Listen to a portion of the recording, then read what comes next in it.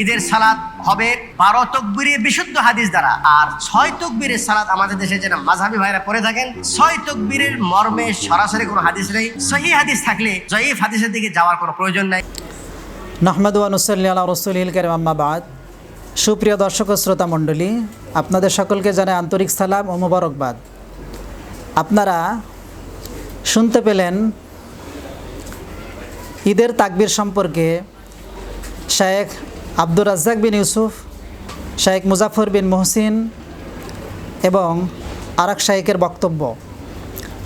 শায়েখ মুজাফফর বিন মুহসিন সাহেব বললেন, 6 তাকবীরের ব্যাপারে কোনো সহিহ হাদিস নেই, কোনো হাসান পর্যায়ের হাদিস নেই, দুর্বল হাদিস নেই, এমনকি মুনকার হাদিসও নেই, এমনকি বাজে হাদিসও নেই।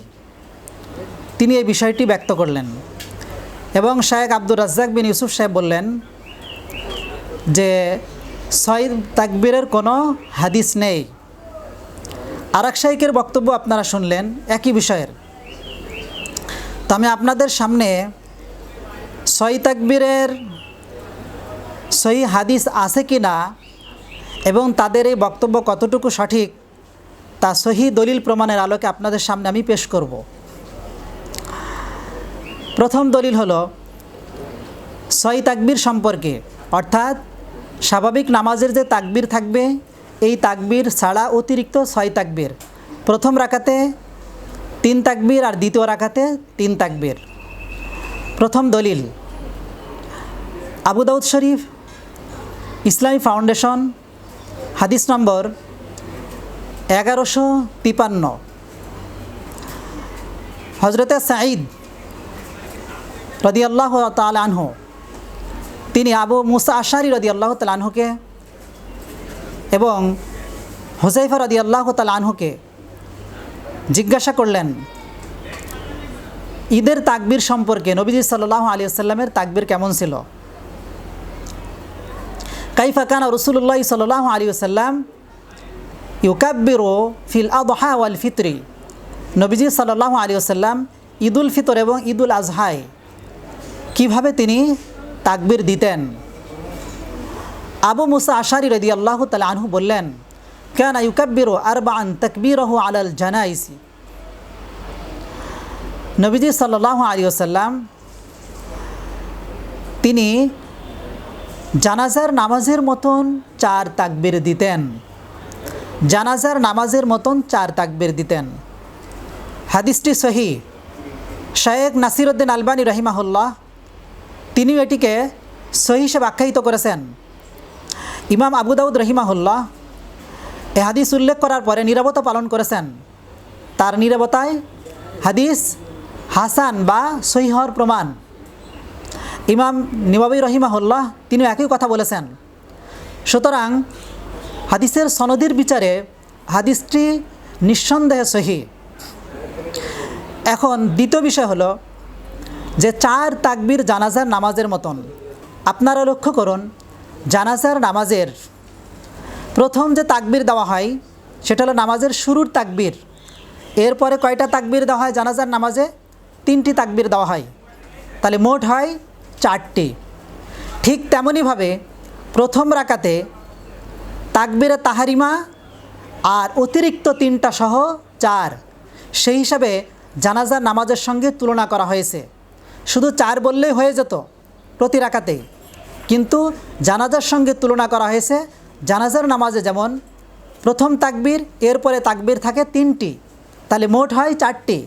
ঠিক ঈদুল ফিতরের যে নামাজ, ঈদের নামাজের প্রথম হলো তাকবীরে তাহারিমা আর অতিরিক্ত হলো 3টি, মোট হলো 4টি প্রথম রাকাতে।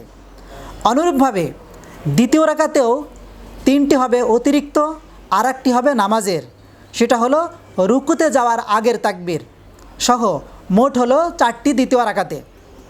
তাহলে এই হলো মোট 6 তাকবীর অতিরিক্ত।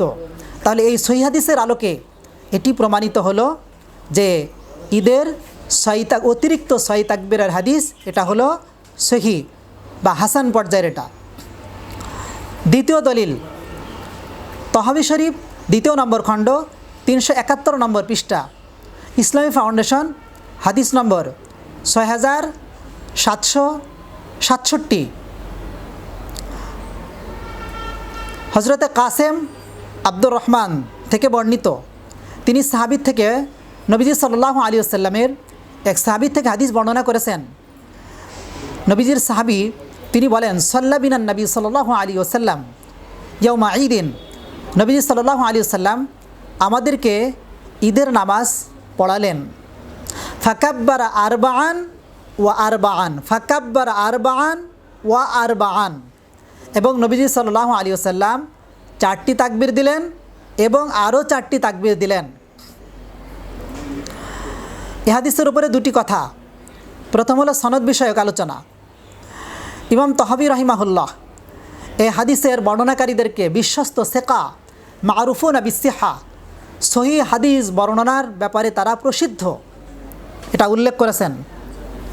সুতরাং এই হাদিসের সনদ সহি এবং তারা সকলে বিশ্বস্ত, কাজেই এই হাদিস নিঃসন্দেহে সহি। তাহলে এখানে দ্বিতীয় বিষয় হলো প্রথম রাকাতে 4, দ্বিতীয় রাকাতে 4 তাকবীর। তাহলে প্রথম রাকাতে তাকবীরে তাহরিমা সহ মোট 4, তাহলে অতিরিক্ত তাকবীর 3টি। দ্বিতীয় রাকাতে রুকুর তাকবীর সহ মোট 4 অতিরিক্ত তাকবীর 3টি। এ হাদিস সহি। তাহলে আপনাদের সামনে দুটি সহি হাদিস পেশ করলাম। আর একটি হাদিস তিরমিজি শরীফ ইসলামী ফাউন্ডেশন 202 নম্বর খণ্ড 205 নম্বর পৃষ্ঠা, ঈদের অধ্যায়, ইমাম তিরমিজি রাহিমাহুল্লাহ আব্দুল্লাহ ইবনে মাসউদ রাদিয়াল্লাহু তাআলা আনহুর আমল বর্ণনা করেছেন। সেখানে তিনি পরিষ্কারভাবে উল্লেখ করেছেন যে দ্বিতীয় রাকাতে রুকুর তাকবীর সহ তাকবীরের গণনা তিনি সেখানে উল্লেখ করেছেন। তাহলে এই সকল হাদিসের আলোকে, সহিহ হাদিসের আলোকে, তহাবী শরীফের হাদিস এবং আবু দাউদ শরীফের এই সহিহ হাদিসের আলোকে অকাট্যভাবে প্রমাণিত হলো যে 6 তাকবীরের হাদিস এটা সহি।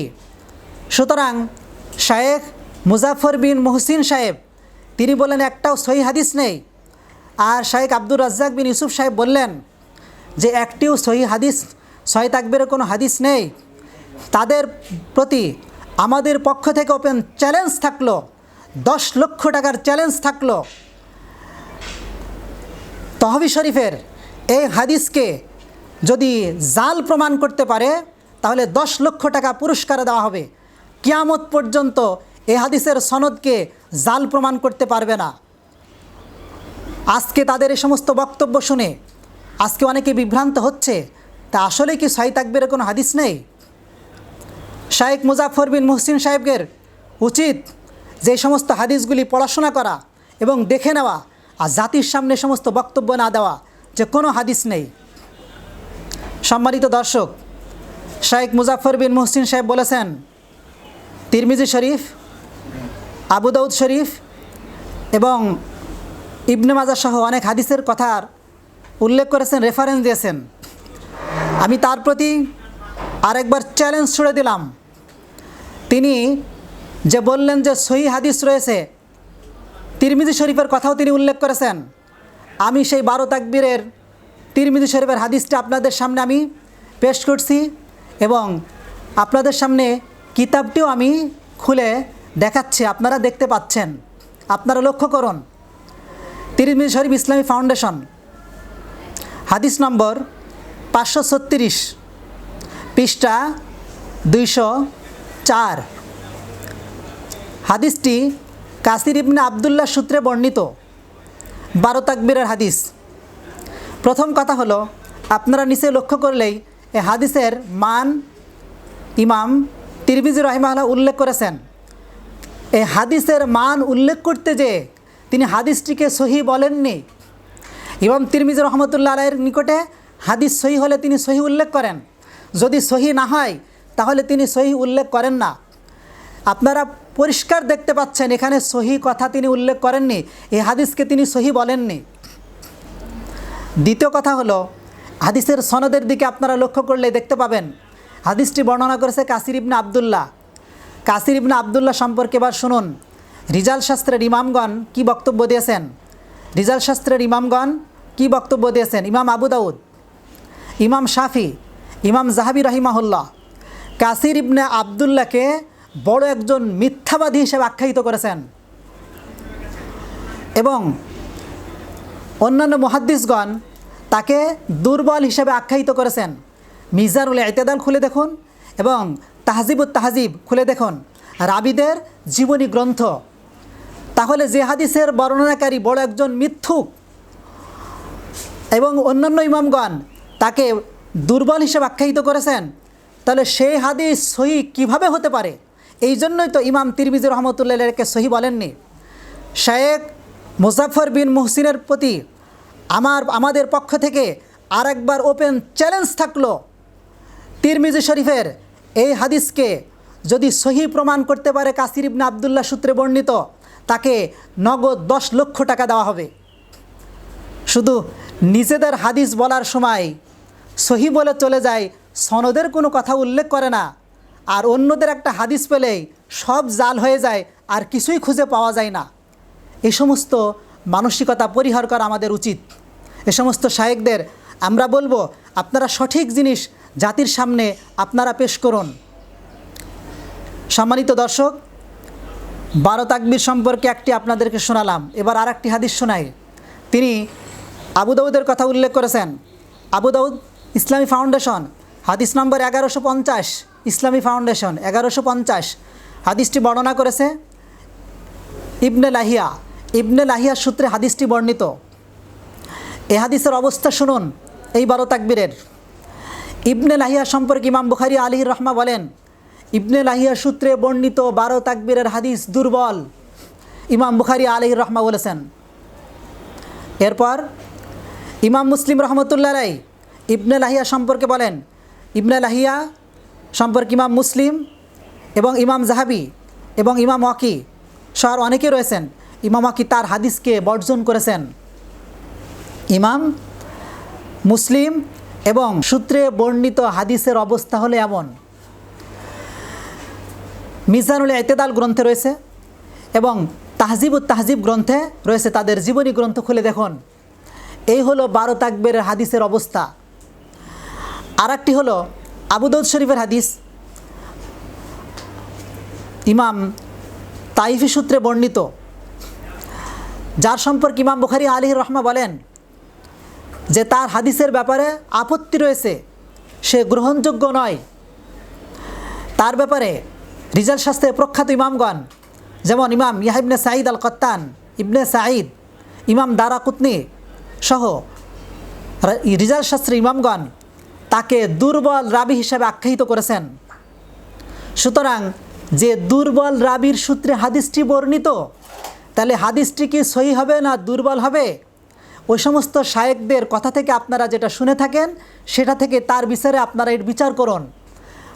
দুর্বল রাবি পেলেই হাদিস দুর্বল, এত রিজাল শাস্ত্রের ইমামগণ এতজন তাকে দুর্বল বললেন, তাহলে তার হাদিস সহি কিভাবে হয়ে থাকে? নমুনা স্বরূপ মাত্র তাদের 3টি হাদিস সম্পর্কে আপনাদেরকে বললাম।